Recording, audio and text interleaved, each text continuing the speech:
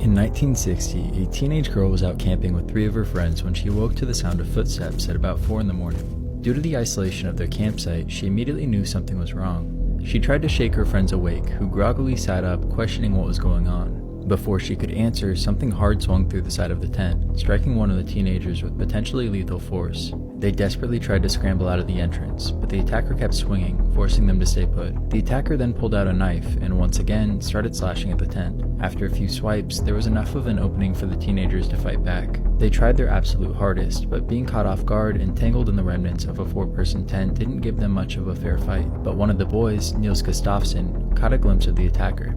He was a man dressed in black with what appeared to be bright red eyes. Before he could get a closer look, the attacker struck him in the head and knocked him out. Gustafsson was found unconscious the next morning with severe facial fractures and defensive wounds. His 3 friends didn't survive. Due to the brutal and traumatic manner of the attack, he had suffered amnesia. The details told through this story were mainly recalled through either evidence analysis or hypnotherapy, which has a shaky reputation at best. And decades later, the police realized that his story was highly suspicious. He was the only survivor and didn't have nearly as many knife wounds as his friends did. Additionally, his shoes were found partially hidden about 500 meters away with his friend's blood all over them. This led to a trial, which ultimately found him not guilty. But if Niels didn't do it, then who did?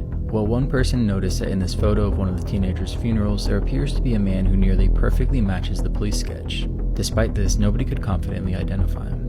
One of the more interesting suspects was Hans Assmann, who reportedly visited a hospital the next morning with blood all over his clothes. Additionally, he was connected to another unsolved murder. However, he would later be proven to have lied about several major details of his life and had an alibi. Despite having several intriguing suspects, the police never conclusively found the killer.